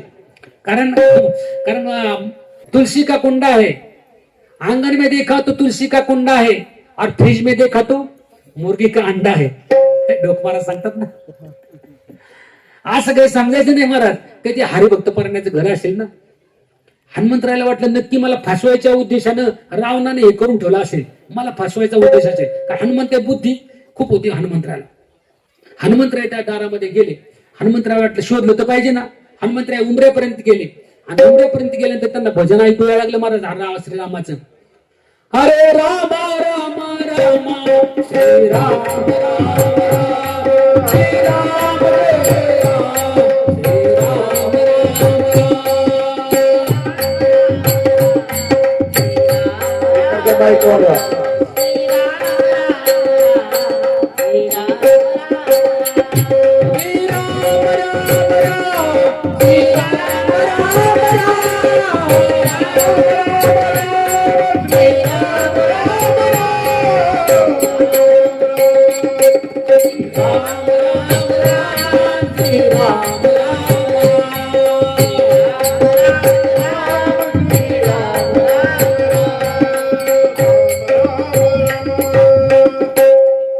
हनुमंतरायाने भजन ऐकलं. हनुमंतराय नाचायला लागले महाराज. श्रीरामाचं भजन म्हटलं तर हनुमंतराय नाचत निघाले. हनुमंतराय जिथं रामकथा आहे त्या ठिकाणी हनुमंतराय असतातच. ज्या ठिकाणी रामकथा चालते, प्रभू रामचंद्राचं गुणगान चालतं, जिथं रामायण चालतं तिथं हनुमंतराय असतात महाराज. तुळशीदास महाराजांच्या रामायणामध्ये सुद्धा त्या ठिकाणी हनुमंतराय यायचे. तुळशीदास महाराजांना रामाची भेट होत नव्हती. तुळशीदास महाराजांचा पूर्वी इतिहास तुम्हाला माहिती. बायको करता वेडे झालते, नदी पार करून गेले बायको करता रात्रीचे, सापाला धरून वर चढले आणि बायको म्हटले एवढे रातचे कसे आले तुम्ही? तर ते म्हणले काय नाही, म्हणले मला तुझी आठवण आली, तू माहेर आली म्हणून मी आलो. नदीतून पार करून आले, त्या प्रेतावर बसून आले, सापाला धरून वर चढले. आणि रत्नावलीने विचारलं तुम्ही वर कसे आले पण माजल्यावर? ते म्हटले सासरवडला यायला काय तू मला दोर सोडला होता खाली, मी त्या दोराला धरून आलो. पाहिलं तर त्या दोरात दोर नव्हता महाराज, सर्प होता. तुळशीदासांना सांगितलं की तुम्ही एवढं प्रेम, एवढे जर प्रयत्न तुम्ही देवाकरता जर केले असते ना तर देव नक्की तुम्हाला प्राप्त झाला असता. तुळशीदास तिथून निघाले तर डायरेक्ट त्या ठिकाणी आनंद आश्रमा आनंद वनामध्ये गेले आणि त्या ठिकाणी प्रभू रामचंद्राचे ध्यान करू लागले. ध्यान करत असताना रामाची भेट काय त्यांना होईना. 12 वर्ष झाले महाराज, 12 वर्ष झाले रामायण सांगायचे, परंतु तुळशीदासांना काही रामाची भेट होईना. मग त्या ठिकाणी सकाळचं उठल्यानंतर एक तांबे घ्यायचे, मुखमार्जन करायचे, नाही का झाडाला पाणी ओतायचे. झाडाला पाणी ओतलं. 12 वर्ष झालं. त्या झाडातून 12 वर्षांनी एक भूत झालं बाबा. भूत सांगायचे ना, मला वाटायचं ना भूत आहे की नाही. पण तुळशीदासांना भूत दिसलं. भूत समोर आलं. भूत म्हणले मी प्रसन्न झालो, तुळशीदासा काय मागायचे ते माग. आज तुळशीदास म्हणले मी ज्या रामाची भक्ती करतोय, रामाकरता मी ध्यान करतोय आणि भूत प्रसन्न झालं. देवाला प्रसन्न करायला गेलो, भूतच प्रसन्न झालं. अरे म्हणले काय नशीब माझं फुटकं देवा, देव प्राप्त होण्याकरता मला भूत प्रसन्न व्हावं. अरे म्हटले मी रामाची सेवा करतो, रामाची पूजा करतो, राम प्राप्त व्हावा. ते भूत माग सरलं. म्हणले त्याचं नाव नको घेऊ. म्हटला त्याचं नाव घेतलं की मी मरून जाईन, संपून जाईल. तुला काय मागायची ते माग, मी द्यायला तयार आहे. ते भूत म्हटलं तुळशीदासांना. अरे म्हटलं तू काय करणार? म्हटले मला त्याची भेट व्हायची, ते मला रामाची भेट. म्हटले तू माग सरकतोय. म्हटले तुळशीदासा तुला रामाची भेट पाहिजे ना, तुला रामाची भेट पाहिजे ना, रामाची भेट मी तुला देतो. एक कर म्हटले, तुला त्यांची भेट. रामाचं नाव सुद्धा घेतलं नाही. कोण नाव घेत नाही? कोण नाव घेत नव्हतं? भूत नाव घेत नाही महाराज. रामाचं नाव कोण घेत नाही? भूत घेतच नाही. कारण भूताने जर नाव घेतलं ते भूत मरून जातं, संपून जातं, त्याला माहिती. मग रामाचं नाव घेते. म्हणले तुला त्याची भेट व्हायची ना तर तुझ्या रामकथेला एक म्हातारा माणूस येतो, सगळ्यात आधी येतो आणि सगळ्यात शेवटला निघून जातो. तो कोण आहे? तो हनुमंतराय. आणि तो हनुमंतराय काय करतील? तुला त्याची भेट घडून देईल, त्याचं चरण धरतो. मग रामायण सांगत असताना दुसऱ्या दिवशी तुळशीदासांनी काय केलं? पाहतच राहिले. म्हणलं कोण येते आधी, कोण येते आधी. एक म्हातारं काठी टेकट आलं. आता त्यांना वाटलं हनुमंतराय येतील, पण ते म्हातारा आलं पहिल्या स्टार्टला. बसले म्हातारा येऊन त्या ठिकाणी खांबाला पाठ देऊन सगळ्या शेवटला बसल्यानंतर रामायण वगैरे झालं, पण म्हाताऱ्याकडे लक्ष तुळशीदासांचं सारखं. रामायण संपलं, सगळे माणसं उठून गेली. मग शेवटला कोण जाते म्हटलं, शेवटला जो जाईल ना तोच हनुमंत आहे. पहिल्या स्टार्टला आले ते म्हातारा आले म्हटले. मग हनुमंतरायला पाहिलं तर त्या ठिकाणी सगळी माणसं निघून गेली. ते म्हातारा आपलं उठलं, काठी टेकत टेकत चाललं. तुळशीदासांनी झाले अंधाराच्या दिशेने चालले. तुळशीदासांनी डायरेक्ट पाय धरलं. हे दुःख भंजन मारुती वंदना, हे दुःख भंजन मारुती वंदना, सुनले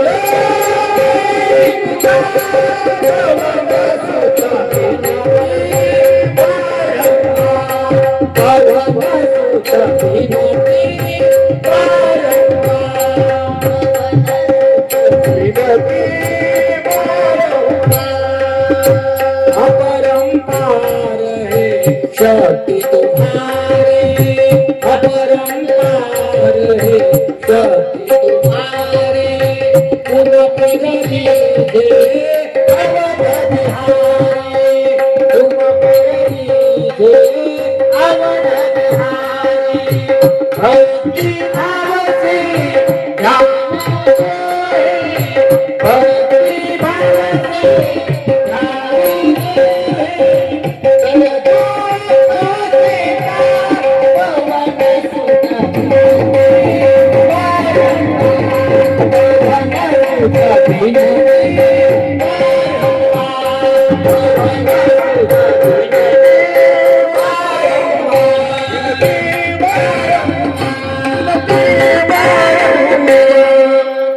अरे म्हटले बाबा मी कसला हनुमंतराय, सोड माझं पाय.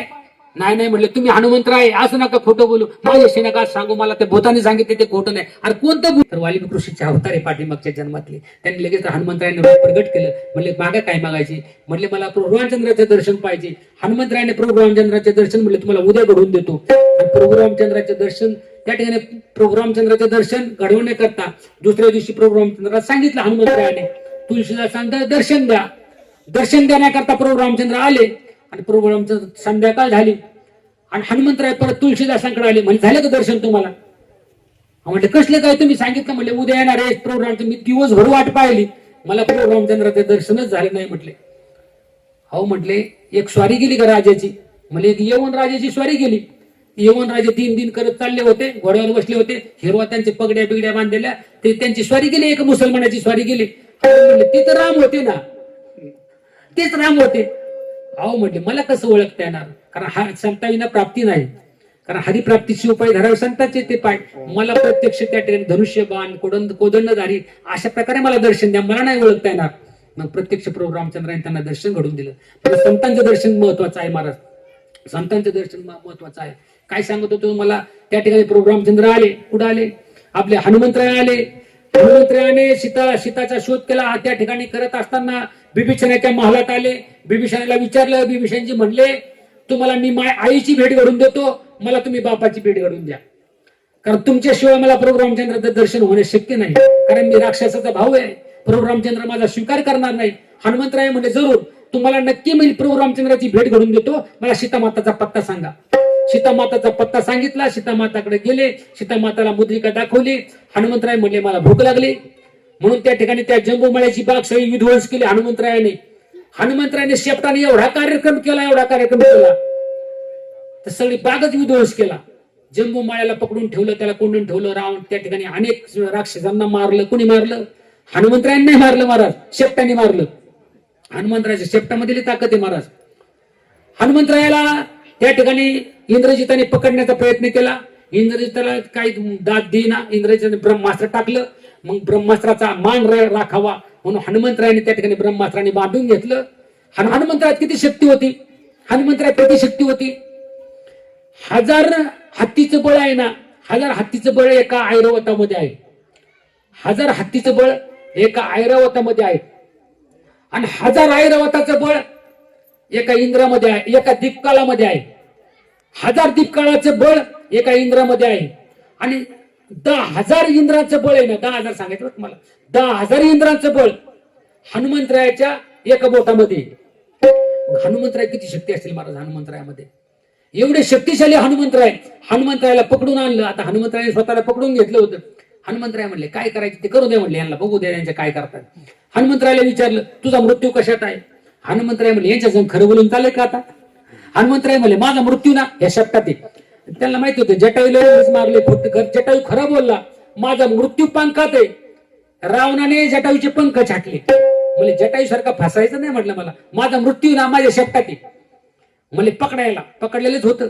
शेपटाला चिंध्या गुंडाळल्या, चिंध्या गुंडाळून चिंध्या पुरवण्यात सगळी आखी पातळ लुगडी वगैरे सगळी संपली, सगळी कपडे संपली लंकेतली. म्हणजे सीता माताचा आणा म्हणून हनुमंतरायने पुन्हा शेपूट आखडून घेतलं आणि मग म्हणजे संपलं शेपूट, आता दे पेटून. पेटाना महाराज ते. आणि मग हनुमंतराय पेटवण्या रावण मला तुम्हाला पेटवते अरे म्हटले, एवढ्या दिवसात आम्ही किती शेकुट्या पेटवल्या, गाडीवर गाड उघडून आम्ही त्या ठिकाणी पेटवायचो कोण बाबा. पहिले अशी गाडीवर गाड उघडायची, ते कापूस धरायचे आणि त्याला पेटवायचे, फुकून इंजिनाला आपण गौरीचं खांड लावून त्या ठिकाणी होरडा भाजण्या करता काडीची नसली तर आपण ते प्रयोग करायचो ना. रावण म्हटलं तुम्हाला पेटवता येत नाही, कळतंय का तुम्हाला काय? खरा बाजूला रावण गेला, फुकायला लागले ते. आता मग रावण फुकत असताना काय झालं,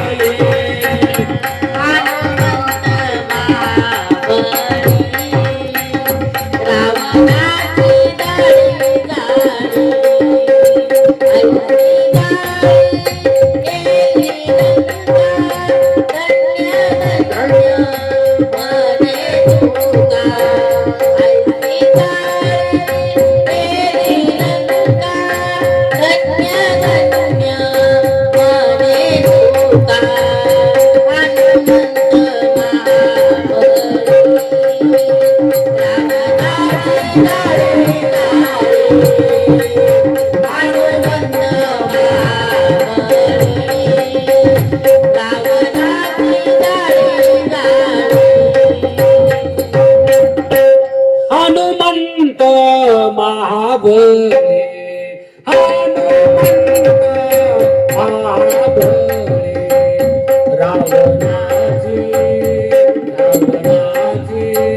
रावणाची दाढी झाली,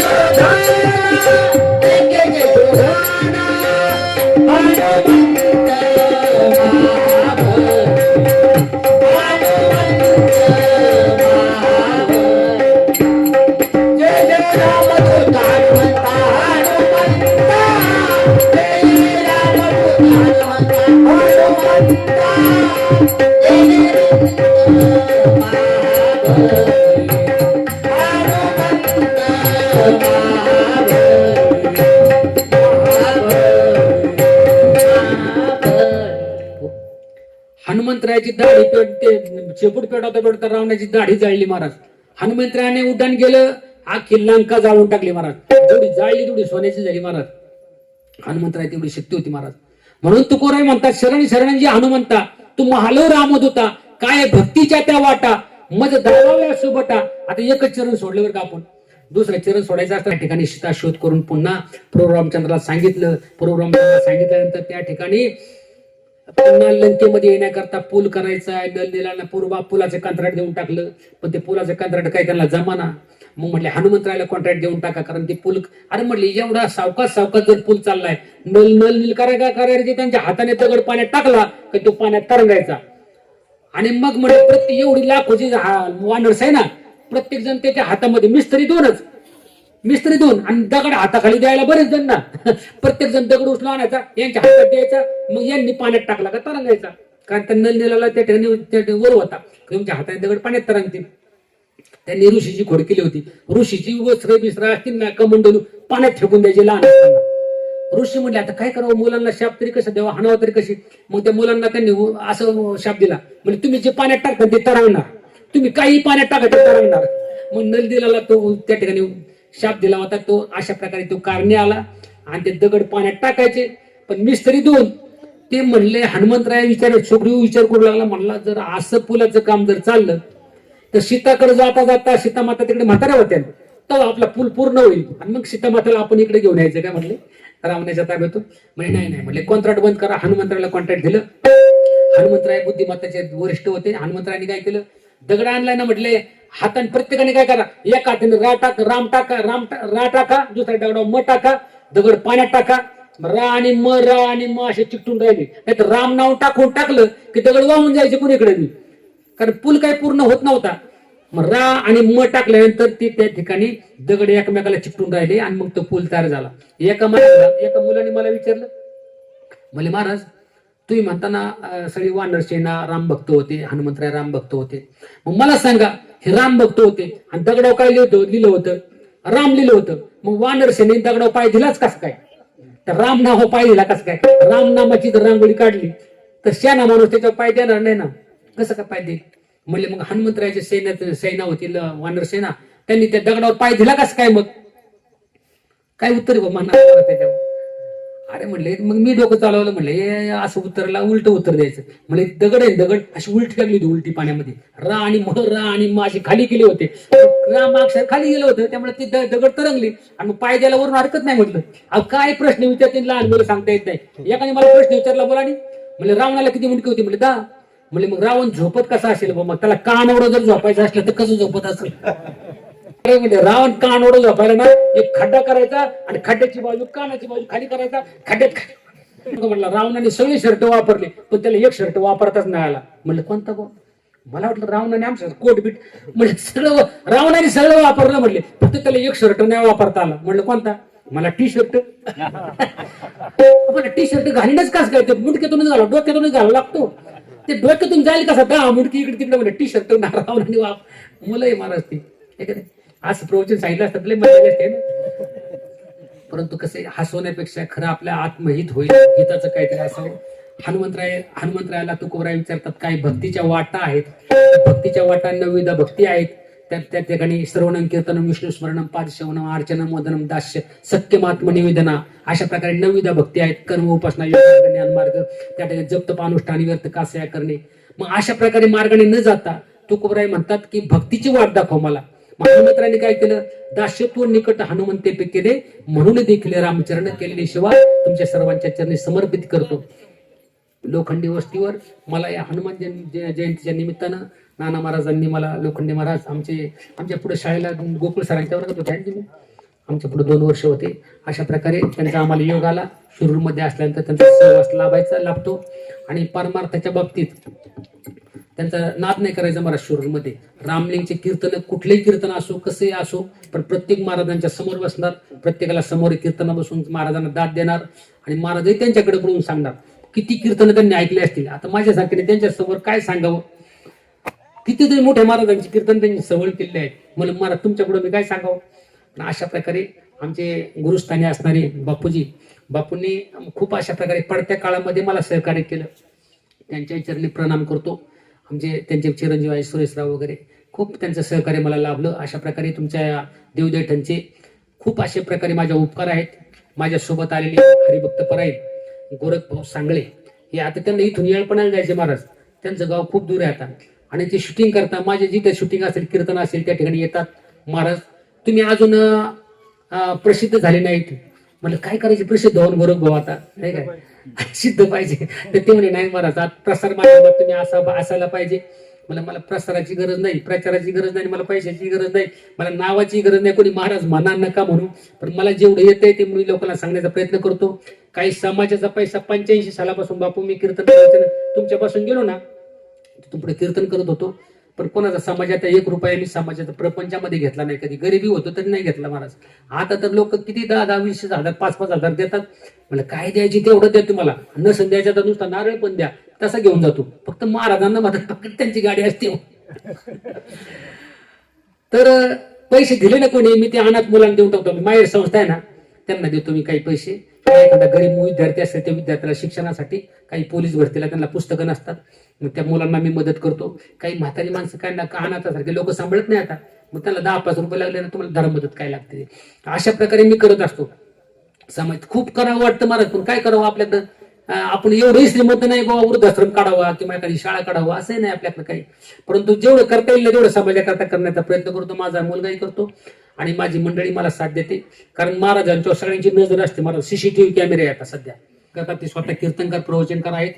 आणि मला आमचे मेवणे सख्खे हे दोघं जण बहीण भावंड आहे दोघं जण. आणि ते सुंदर अशा प्रकारे लहानपणापासून पार मारतं, त्यामुळे त्यांच्या अभंगावर भरपूर पाठ आहेत. आणि माझे मित्र गोरख भाऊ सांगले, त्यांचा एक आपली संस्कृती आपला इतिहास हा त्यांचा चॅनल आहे. त्या चॅनलला सर्व महाराज लोकांचे जे जे प्रसिद्ध महाराज नाही ते त्यांच्याकडे आहेत महाराज. त्यामुळे त्यांच्या चॅनलला सबस्क्राईब करा. त्याला काय सबस्क्राईब केल्यानंतर लय तुमच्या खिशातले पैसे जाणार आहे अशातला काही भाग नाही. परंतु तुमच्या गावचे प्रवचन आहे तुम्हाला सर्वांना कायमचं स्मरणात राहील. कधीही बघता येईल. आपल्या गावामध्ये विलास महाराजांनी हनुमान जयंतीला कार्यक्रम केला होता. ते आपली संस्कृती आपला इतिहास ह्या चॅनलला गोरख भाऊंचा तो चॅनल आहे. त्यांनी माझी मुलाखत आहे त्याला पाय टाकलेली आहे. सगळी प्रवचन आई वडील या विषयावर माझी PhD महाराज. त्या प्रवचन तुम्हाला ऐकायचे असतील तर त्या चॅनलला ऐका. आपली संस्कृती आपला इतिहास त्या ठिकाणी चॅनल घ्या आणि त्याच्यावर पहा. आणि खऱ्या अर्थानं एक जाता जाता एक सांगेल की आपण जीवनामध्ये कसं वागावं. जीवनामध्ये 1-2 मिनिटात सांगतो की महिलांना जर सुखी ठेवायचं असेल, स्त्रियांना जर त्या ठिकाणी सुख पाहिजे असेल ना, तर महिलांच्या जीवनामध्ये 3 पुरुष येतात. 3 पुरुषांनी जर व्यसन केली नाही ना तर स्त्रिया सुखी राहतात महाराज. कोण कोण? तर लहान स्त्री मुलगी लहान असताना तिच्या बापाने जर व्यसन केलं नाही तर त्या मुलीला सुख भेटतं. तर तारुण्यामध्ये आल्यानंतर तिच्या पतीने जर व्यसन केलं नाही तर तिला तिच्या तारुण्यामध्ये सुख भेटतं. आणि म्हातारपणामध्ये मुलांनी जर व्यसन केलं नाही तर त्या म्हातारपणाचं सुख तिला भेटतं.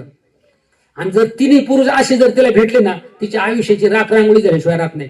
लहानपणी बापही दारू द्या आणि लग्न झाल्यानंतर नवरा पेटाडा आणि म्हातारा झाल्यानंतर मुलं तर एवढीच निघाली. मग त्या मुलीचं आयुष्याचं वाटलं होतं महाराज. आयुष्यामध्ये तुम्हाला दारू मिळत तुमच्या आयुष्याची तुम्हाला किंमत नसेल, परंतु त्या मुलांना त्या आयुष्य तुमची किंमत आहे. तुम्हाला तुमच्या आयुष्याचं राखरांगोळी करायची पिऊन, परंतु त्या मुलांना तुमची गरज आहे. तुमच्या आयुष्याची तुम्हाला गरज नाही पण त्या बायकोला तुमची गरज आहे. म्हातारे आई बाप झाली ना त्या तुम्हाला तुमची स्वतःची कदर वाटत नसेल पण त्या म्हाताऱ्या आई बापाला तुमची गरज आहे. म्हणून व्यसन करू नका, व्यसनाच्या आहारी जाऊ नका. अशा प्रकारे केलेली सेवा हनुमंतरायाच्या चरणी अर्पण करतो आणि सेवेला पूर्ण करा. विठ्ठल विठ्ठल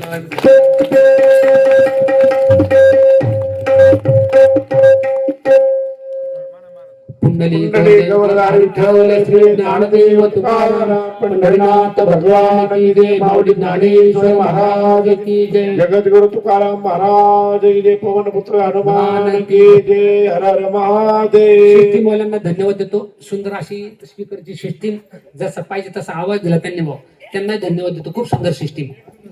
वा वा.